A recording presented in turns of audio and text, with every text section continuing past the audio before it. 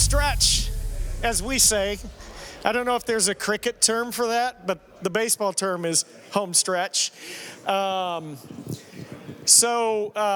I said before the break, we've got 4 case studies. We're going to start with Zach, who you've met, Zach Cossairt with Equinix. Zach has been just extremely helpful with us at the Fair Institute.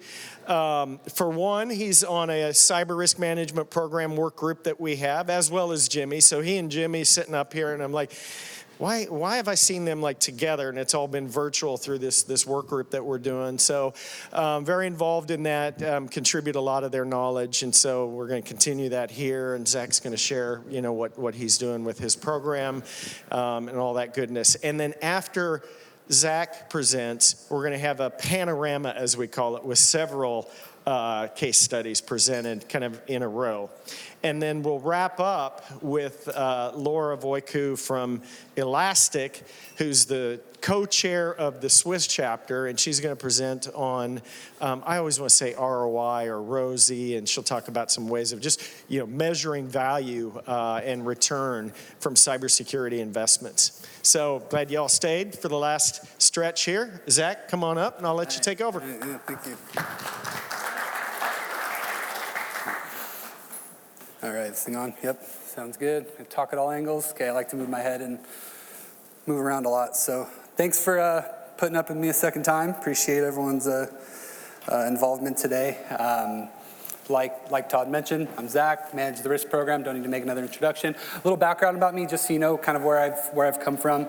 I received my bachelor's degree in security and quantitative risk analysis, so I got a little bit of the technical side of risk analysis, and then for my master's program, I took a similar path, this gentleman over here. I decided that I was really fascinated with decisions, so I went and got a master's in behavioral economics, which is essentially kind of the psychology of risk and decision making, because I realized that's what I was really passionate about, and I also hold a huge passion in just bringing risk programs to practice, right? Which is why I kind of joined that working group with Jimmy.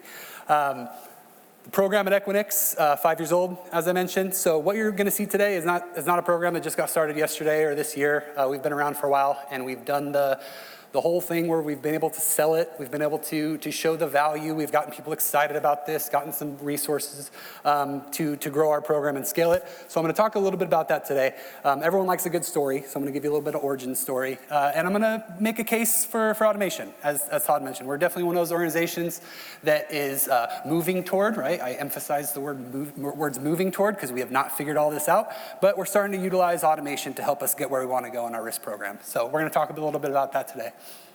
So origins. Equinix, there's a little bit about us, right? We're the world's digital infrastructure company.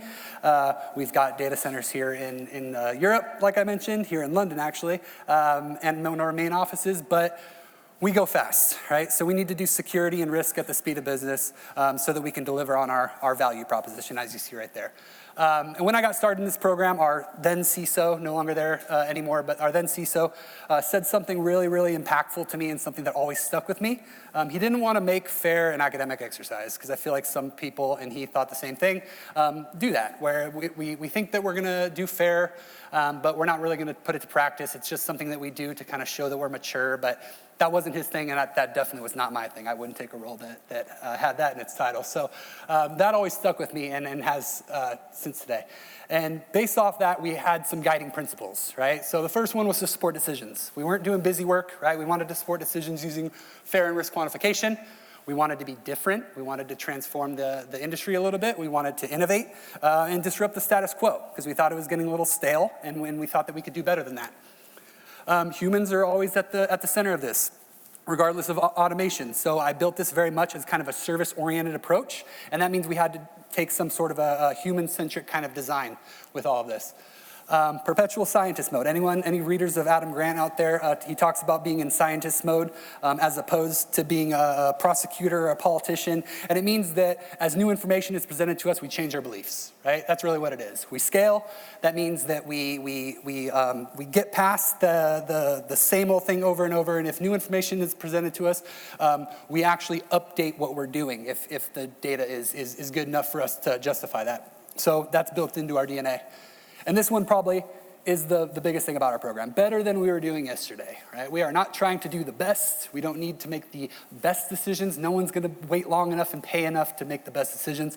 We wanna do better than we were doing yesterday. And so people in our organization have definitely caught on to that, and it kind of spread like wildfire. That's kind of what they say to me every single day, is, are we doing better? So those are kind of our guiding principles and what's led us. So early risk program, we were very much riding a tricycle. So usually you're gonna start with a project-based approach. We did too, everyone usually does. And when you're doing that, it's kind of a necessity. You're gonna have those short-term kind of experiments that you're doing. The outcomes are probably not gonna be all that well defined, but it's just something that you have to kind of suffer through, as I say, to kind of show the value of those things. They need to be kind of quick projects, and sometimes those outcomes are gonna be a little bit ambiguous. The leadership engagement wasn't all the way there. We definitely had buy-in, right? Our CISO at that time had said, yes, I want to take the blue pill here, and I don't want to go back. But the engagement wasn't quite there. We had to kind of bring the stakeholders along, show them that it worked before they gave us resources. The deliverable was narrow, right? We picked up a very specific problem to solve because you can't boil the ocean, as we all learn with FAIR. So we definitely chose a very specific decision that we were supporting, and it was narrowly scoped. It was ad hoc, and we didn't really have a direction, right? It was kind of, we knew that we wanted to do it, but I wasn't at the point where I was ready to kind of establish that strategic direction just yet. So still early on, we started to walk our bike a little bit. We started to get a little bit programmatic. We had a strategy that the organization was aligning to, and we wanted to align with that as well. Okay, big part of managing a program is to be able to, that you can align with your organization's strategy. So we started to do that. We started to have those talks with those stakeholders to make sure that we aligned well. We had a standard, right? We built an IRM standard, information risk management standard, with a dedicated process on how we did risk assessment, how we evaluated risk, how we monitored risk, how we made decisions about risk. It was very, very standardized. People like standards. At this point, the leadership approved resourcing. We showed enough value, and they liked what they saw. We got the right people in the room to see our risk assessments. Framework, you all can probably guess what that was. We chose one and we stuck with it, and we still have today. A little off, it's supposed to be an arrow. But we were taking information and turning it into business decisions, which people like to see. And it was continuous, right? It was more frequent, over and over and over. We picked some use cases that were useful to our organization, helped them make better decisions, and we really, really rode that so that we could kind of continue that more value.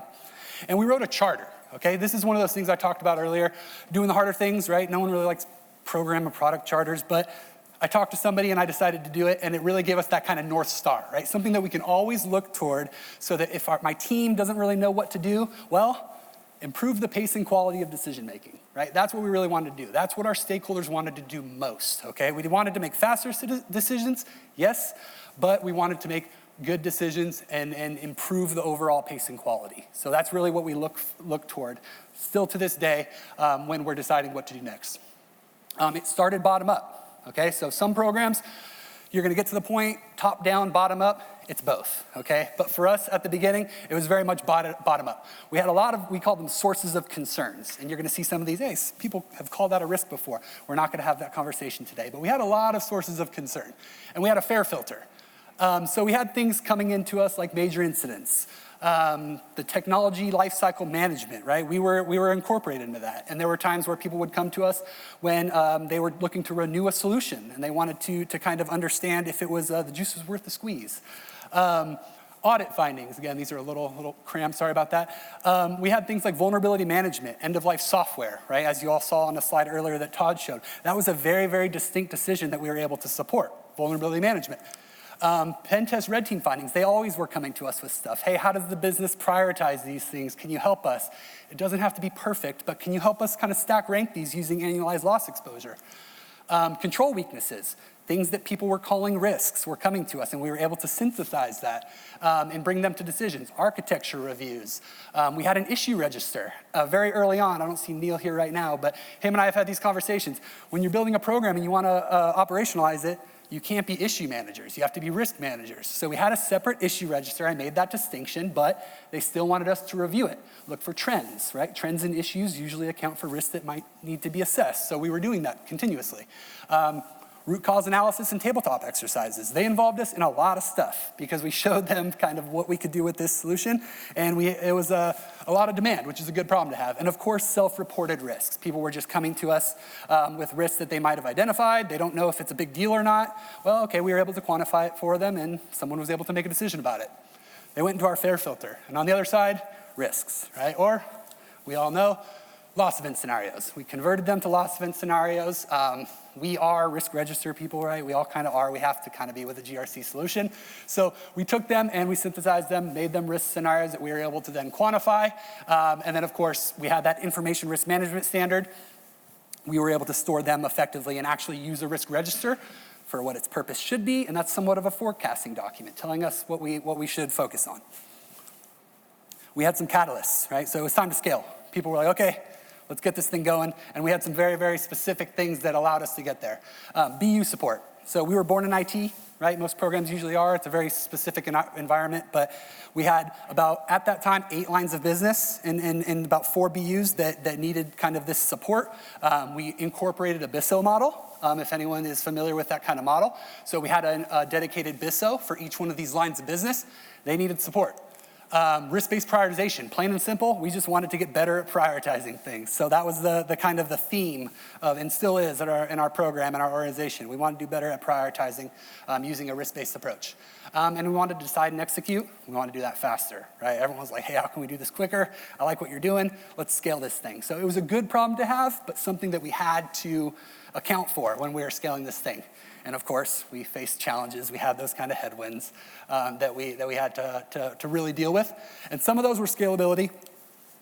We were doing, as Todd mentioned earlier, both periodic and continuous. People definitely wanted those continuous risk insights, but we also had periodic decisions that we just had to support, like the technology lifecycle management, things of that nature, where just on a continuous basis, they were periodic, right? Every quarter, right, we had to produce risk assessments for the BUs, but then in between there, we also had people coming to us via our intake form and saying, hey, can you help us with these specific things? So it wasn't all, and still is not all, just a continuous process where we have a continuous risk dashboard, right? We've got a need to do both of those.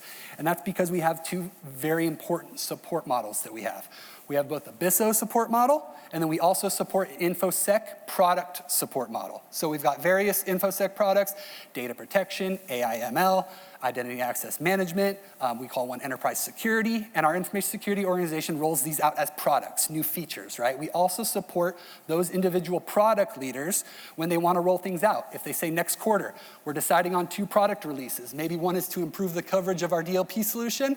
Okay, maybe one is to spread the reliability of our IAM solution, right? We're able to kind of support those decisions, and we have a continuous operating model where we meet with those product leaders, and they bring us those decisions that we can then support. High demand, again, it's a good problem to have, but it was something we had to deal with. And we had somewhat of a resource-consuming process. I would say we were doing good, but we still had an intake form. We still have an intake form. We're a ServiceNow shop, so we've got an intake form in ServiceNow. There's still a need for my risk engineers and risk analysts to go in and triage these requests because there's a lot of them, and they need to know which ones that they should focus on first, usually based on when the decision needs to be made. It's kind of how we triage them. What is more concerning are the ones that have a decision that's closer to us. We had to still set up scoping calls, right? This is something, at least for our program, our stakeholders love transparency. And you'll notice that probably when you get started. They do not like to pump things into a black box and never see them again. So via that intake form, we had our scoping calls, we had to maintain transparency, and we had to make sure they had some skin in the game because we really want to execute a good governance process. We don't want our risk assessments to just fall on deaf ears, right? Those stakeholders that come to us and say that they need a risk assessment, well, we want to make sure that you have skin in the game and someone makes a decision about this risk. So my team's effort and time isn't wasted. We had a lot of valuable data, but it was siloed, like most programs will have. It was kind of all over the place, but we really, we had those key data domains that we needed to focus on, the assets, right, the vulnerabilities, the threat landscape. We had all this, but different teams were handling that data, so it was siloed. We had to maintain good relationships with these data owners because they were big on this, right? What do you need? Why do you need it? And how are you gonna use it? No one's just gonna say, hey, yeah, take my threat data. No, they want to know what's it being used for, right? You say you do these quantitative risk assessments, show me them, right? We want to see where our effort's going. So we needed to show that, and we still do. We had a little bit of noise. So we do really well, and we did really well at this time too, at kind of reducing that unwanted variance as we kind of talked about today, where one analyst assesses a risk one way, another assesses a risk the other way. We were doing good at that because we had a good process of doing it, but our signal to noise ratio was still not where I needed it to be, right? So we wanted to get a better definition of what our risk scenarios are. There's a great, probably upcoming standard that's gonna be brought to life for that. Measuring the various risk factors, there was still some signal to noise that we needed to work on. Control efficacy, as we've seen with kind of FairCam. We have been an early adopter of FairCam. We've been using FairCam for a long time now, multiple years, but how we were measuring kind of capability, coverage, and reliability, although it was a good process that I felt comfortable with, I wanted to use telemetry, right? I really wanted to pump some telemetry data in there. I wanted to reduce as much of the bias and noise as I could. So that was one of the things that we kind of dealt with. So today, and if I'm moving a little bit quickly, I wanted to get past the origin stuff. We can talk a little bit more about the automation. But this is kind of what we have today. Equinix Risk Management as a service, because I really wanted to roll this out as kind of a product, right? Like our InfoSec organization does. I wanted to have my own. So we very much took a service approach to this. And what I was able to do was build a capabilities framework. So we started up at the top because who's making decisions and who's taking in our information? Well, we've got various stakeholders. So we've got the board, we've got the CEO, we've got our business and technology leaders, we've got InfoSec leaders that take in our program, and then we've got governance, risk, and compliance. I kind of put them in their own category because I work for GRC and they wanted to have their own category, so I did it for them. Dilemmas, okay? So it really comes down to what's the problem? If we're doing a risk assessment, we're in some sort of undesired current state. There's something that's bugging us that we need to deal with. So I was able to come up with kind of a list of dilemmas. You don't need to read every single one of these. I'll definitely share the slides after this. But each one of these pillars kind of had their own things that they were worrying about that I wanted to develop a service to kind of help them solve. So each one of these dilemmas lists, and these are not prescriptive by any means. They work for us, right? We continuously update them. This is living and breathing, so this isn't something that we stay true to all the time. They update, but each one of those kind of has their list of things that we're helping them solve. And so from there, I'm not sure who it was today, but someone kind of said the strategic, tactical, and operational buckets. We use the same thing, and really it's kind of how far in the future are these decisions? Are we going to see the consequences of the decisions that we make? Strategic, of course, longer term. Tactical are a little bit closer to us. And then operational, those are our kind of day-to-day decisions that we make. And then, again, GRC gets their own because they wanted it. So sometimes you got to just give them what they want, I swear. And then we got kind of a services bucket here. And so these are a set of services. Oh, that's a little lighter than it was supposed to be, but a set of services that fall under each one of these capabilities. So strategic decision support, you've got your insurance justifications, you've got your emerging risks, M&As, the top risks portfolio kind of thing. Tactical, this is where it's an individual business unit or line of business or a certain third party, right? This is where these are the most fun for my team. We really like doing these return on security investment type assessments, security architecture reviews and things of that nature. Operational, there's a lot of these. These are the ones that come to us on a daily basis where our queue is filled up by these kind of assessments because people have a lot of operational stuff that they want help with. But these are your end-of-life assessments, issues, policy exception, risk assessments, things like that. And then GRC, we help them do kind of risk-informed policies and standards, so we're not just developing governance if we don't need to.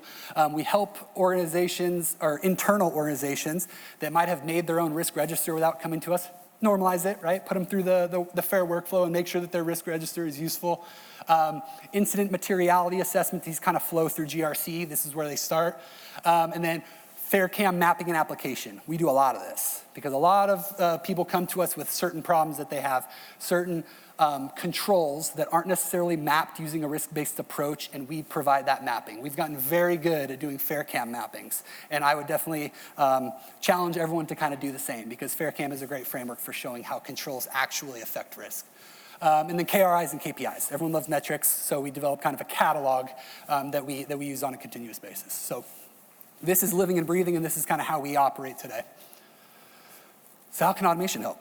In a lot of important ways, and it has for us. And again, this is something that we are doing on a continuous basis. We don't have this all figured out. But as Todd mentioned earlier, the cyber risk management system, automation helps enable that. Taking all those disparate data sources, bringing them together, normalizing them, making sure that the engine is working right with all the appropriate data. Continuous monitoring and feedback, so that's when you've got your feedback loops that are helping you kind of change things as it's needed, but also monitor your signals, your telemetry data, and then reporting and dashboarding. So that cyber risk management system, all those different frameworks, and different is the wrong word, all those supporting frameworks come together with the CRMS. That kind of dashboard helps show that big picture for the stakeholders that need to kind of see that information. Identifying risk scenarios. So this is one that is really, really easy for automation to help with. And again, that's a bad word. Not easy. But risk identification is one of the areas where I think we as an industry need to focus the most on using automation, because there's a lot of data out there that we can automate, and we don't necessarily, in my opinion, need to reinvent the wheel with risk identification. I think some of these risk scenarios that are coming out nowadays are a little over the top, and they can be standardized, and I think there's a lot of data out there, such as threat intelligence, understanding where your assets are, and as we heard earlier, kind of those business resources, so your technology assets, things coming from vulnerability scanners, CMDB, cloud scanners, whatever that is, giving you those technical assets, and then understanding those business resources. So what sort of data, what sort of business processes they support, whether it's revenue generating or cost generating, such as productivity, things like that. Outside and inside view, right? It really helps you automate that outside view, the things that you see from like the DBIR, and if you all are followers of Scientia, which I recommend you definitely do, all those industry reports that provide that data to you, we consider that the outside view, and then also using pattern recognition to kind of correlate with the inside view, such as from a SIM, right? Such as from the issues that are being identified, bringing all those things together, also from your assets, bringing those together and giving you those most probable risk scenarios.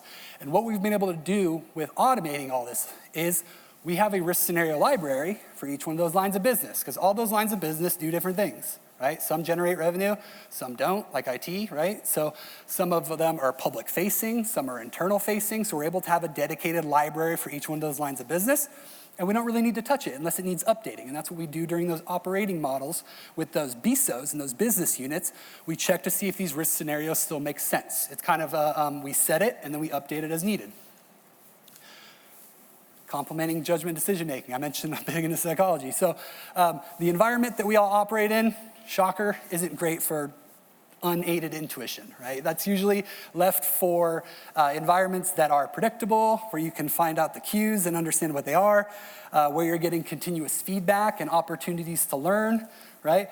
Most of this, probably as you know, don't really apply to cybersecurity. Most of the times these events that we're forecasting, we hope don't happen. So it's not like these things are happening all the time. We're able to validate our intuition over and over again. So we need a little bit of help. That's where automation can kind of help to remove that subjectivity.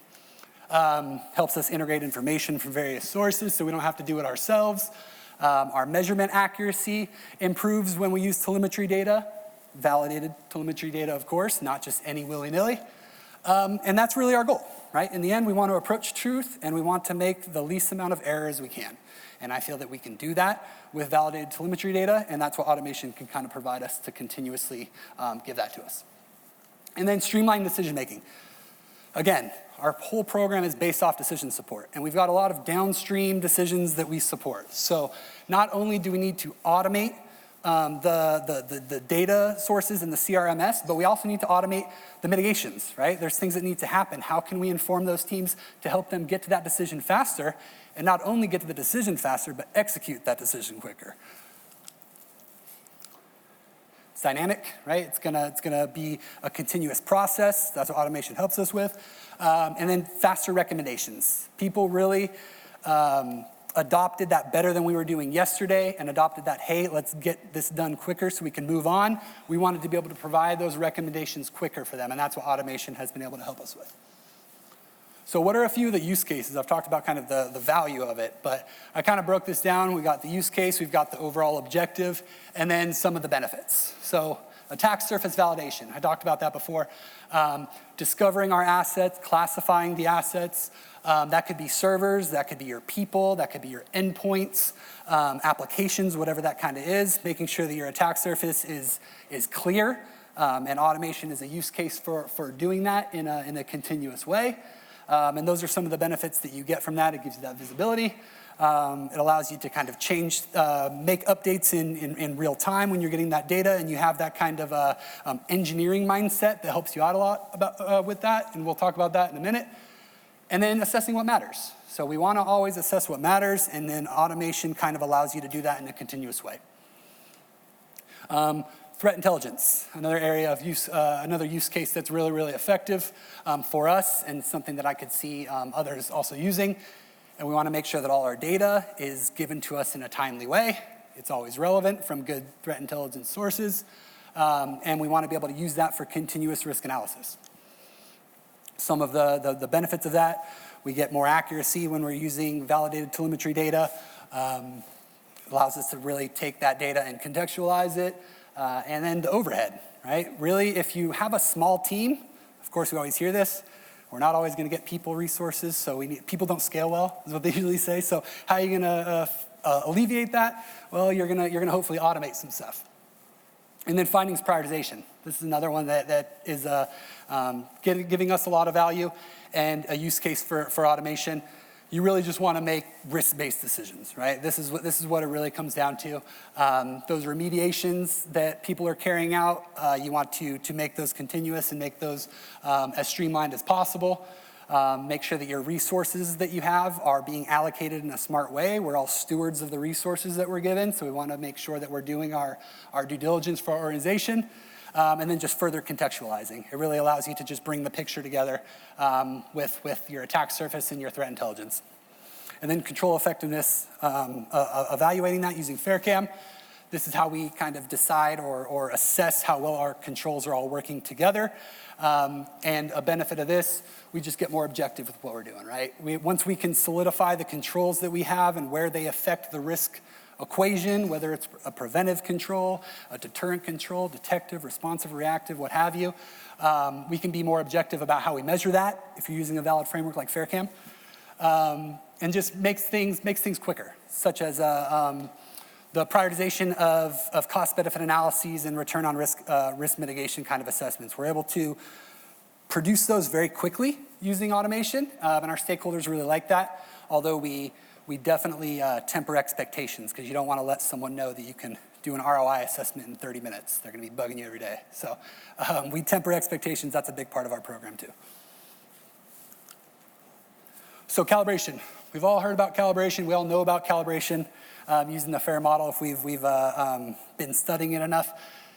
It takes a little bit of a new light when you're utilizing automation. So traditionally, kind of a therapy session, right? When you're calibrating data, you're asking them, remember, you're spinning the wheel and stuff. You want to calibrate them to make sure that their estimate is 90% confidence interval and that they're confident in that. It takes a little bit different of a role when you're utilizing automation and leveraging it.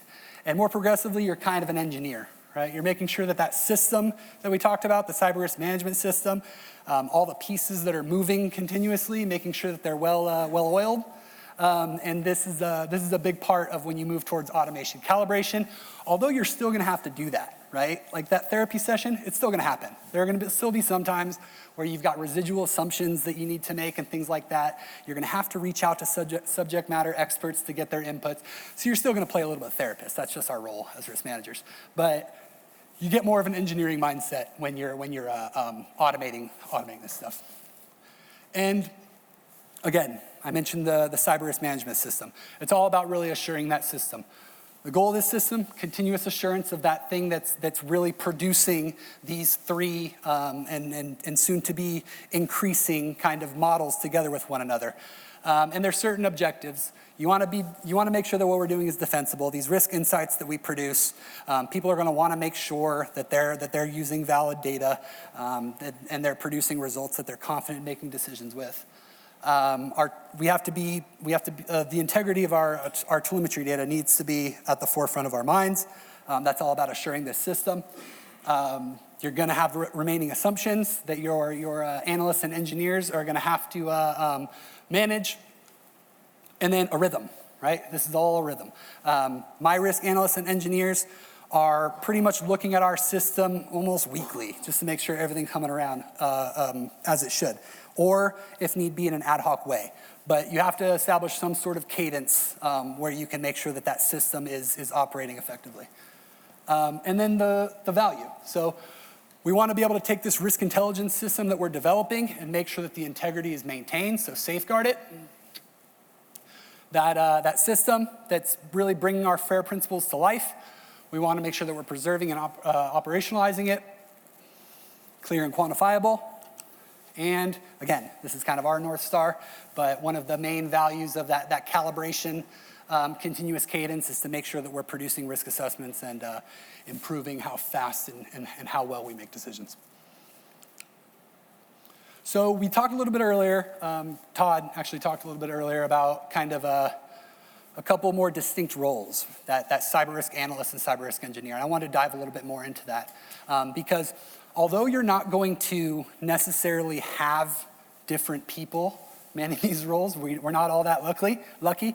My program definitely has a single person that takes on these personas really, really effectively, so we're definitely spoiled, but oftentimes you're going to have kind of just to make do with what you got. But as we move towards automation, we're gonna have those kind of cyber risk analyst mindsets that their real focus is to take all of these risk insights and make sure that they're executed successfully, make sure that they're communicated well to our stakeholders, make sure they're interpreted well so that the decisions we make are the best that we can, or the best ones that we can at the time. And really that's the person that's the validator of the risk scenarios that you develop. They're going to be more of your FAIR expert, the one that knows the FAIR model in their sleep. We've all met those kind of people that can just talk about the ontology like it's their job. Be able to articulate those assumptions, be the liaison between all the stakeholders, making sure everyone's speaking the same language, and making sure your results are effective. And then you're going to have that more engineer. And the engineer is going to be more focused on the system, making sure everything's moving correctly, scaling it, being a partner to those analysts, because those analysts, if these are different people, they're going to have that partner so that the risk scenarios that they develop are making their way into the system.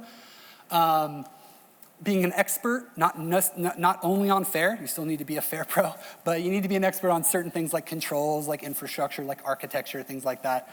A little different mindset. This person could be very technical too, be able to develop scripts. Sometimes your tool isn't going to be able to produce everything that you need to. You might need to manually develop some scripts. And then again, that calibrator. This is going to be that person that kind of maintains that calibrating mindset. A little bit about the then and now, just so you can kind of see where we were and where we are now. We used to, and now we, is kind of how I separate this. So we used to rely on our asset data that was pretty static over time. Now about 90% is what we have kind of flowing into our system, and classifying it, making sure that we understand the data that it stores and processes, things like that. And we're always going to have to estimate the gap. We took a lot of time scoping, and that's definitely changed. We have that intake form where we gather our context for our assessments, we automate that outside view, and then we kind of weave in the inside view of our organizational data. The validated siloed data was there, but now we're kind of integrating all that data. We're taking in business impact because we've got information about those various lines of business and corporate IT functions that we assess risk for, and our decisions are much more well-informed and continuous. When it came to control effectiveness, we were really doing guided self-assessments. We were definitely making them guided, but we wanted to use telemetry. But you notice I said for the high-value loss event controls, and LECs is something from FairCam. Those are our high-value controls, the ones that we're confident in the telemetry data, the ones that are producing real value as far as risk reduction goes, and usually the ones that people have the most questions about. You'll notice as you're doing this, they ask questions about pretty much the same controls after a while. And then for the rest, we wanted to make sure our process is repeatable, right? We don't have telemetry for all our controls at all, but we want to make sure that our process has low variance, and we leverage KPIs and KRIs to kind of help inform that. So there is data still informing that. And then those periodic updates that we were getting, we really weren't continuous all that often. But now we kind of integrate ourselves into those really, really important decision life cycles, right? We know what those are. We're embedded into that process. Those operational type use cases that require reporting continuously and very, very often, we've streamlined that. And then this is a really important part too. Like, make the model that you're using fit the decision, right? You want to be able to get there faster. And sometimes you're not always going to be, you might need to use a simplified FAIR model where you're producing risk assessments on a more periodic basis, and you just need to have a model that kind of fits the decision. It's still fair, but sometimes we use FAIR light if we need it, right? So that's kind of what we use. And this last slide before we summarize, challenges, right? So that's a monkey on top of a pedestal, and it's juggling fire. So Annie Duke is an author that I really, really enjoy reading. She's written a lot of very, very influential books within the field of judgment decision making. And this is one of the most important metaphors that she's pulled from other people as well. And it's what I kind of talked about with third-party risk management. If you're going to teach a monkey to juggle fire on a pedestal, what are you going to focus on first? A lot of people focus on building pedestals first because it's easy. But everyone's building pedestals. You got to teach the monkey to juggle fire, right? That's the real hard part. So what I'm saying is focus on the monkey first. Do the hard thing first, because if you don't do that, you're going to find that some of the progress that you think you're making might be at a little bit illusory because your risk assessments may not be supporting those decisions that they need to. It allows you to save time and resources down the line. And then even this one here, like quitting, should be kind of seen as a strength in some ways, right? Sometimes you need to realize what you're doing may not be the right thing. Things might change, you might need to change what you're doing. So if you start building those pedestals without teaching the monkey first, you can get caught up in some stuff. And we definitely learned that early on.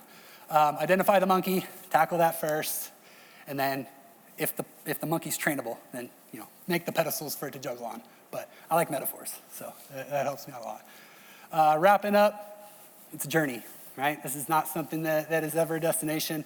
We're continuously improving ourselves, and you will be too. You need to understand why you're automating, right? We've heard that many times on understanding the why, but you don't need to automate something if you don't have a reason to. Clarify what that is.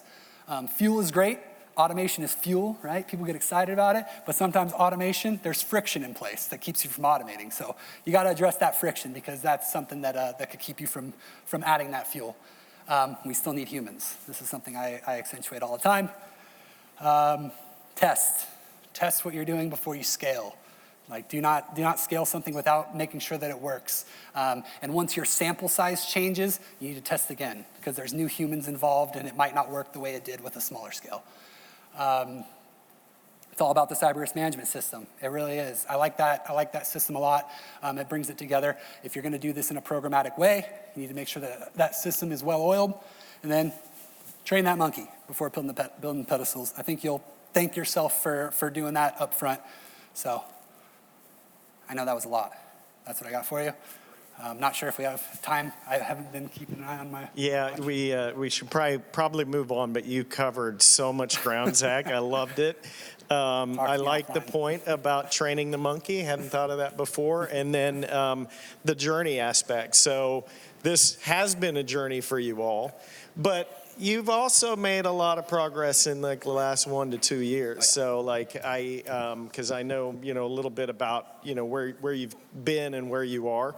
So I think, people need to kind of keep that in mind. What Nick was kind of sharing with me is like, people can look at this and think, oh, that's like uber mature, it's complex, et cetera. But you didn't obviously start that way. So let me just ask you one question. You're starting this out, knowing what you know now, where, and let's say you're somebody in the audience here, you don't yet have, obviously, a system, you don't even have maybe a mature program. What's probably the monkey that they need to, when you say the monkey, what is that monkey, do you think? The monkey is governance. The monkey is governance, right? So the 3 lines model that we emphasize, that is something that if you want your risk assessments to support decisions, you need to know who's making those decisions, right? When we first started, we produced a lot of risk assessments, and they were somewhat falling on deaf ears, right? And it was because we didn't pull in enterprise risk management. We didn't make sure that these first line VPs that were making these decisions knew who we were and what we were doing. So when we produced risk assessments for them, they're like, that's great. I really like that because it's quantitative, but what am I supposed to do with that, right? Like, why is that my problem? I thought that's an InfoSec or IT problem, right?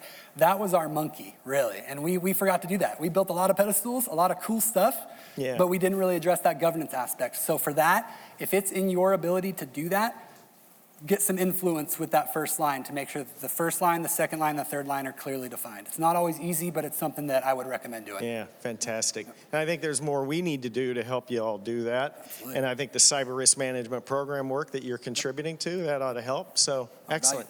All right, Zach, thank you so much. Thank you. Yeah, fantastic.